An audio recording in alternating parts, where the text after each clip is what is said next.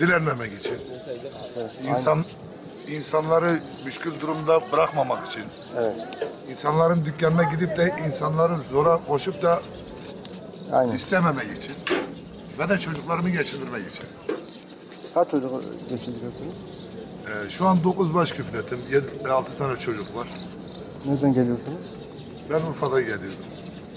Sadece Kızıltepe'ye mi geldiniz yoksa dolaşıyor Yok, musunuz? başka bir yere gitmem.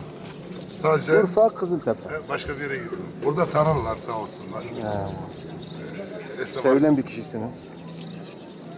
Oldukça. Elimizden geldiği kadar. He. Ayağına ne oldu abim?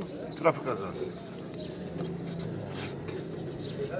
Bir iş yapmayınca artık saç alıyorsun. Kendi ekmek Yo, parasını kazanıyorsun.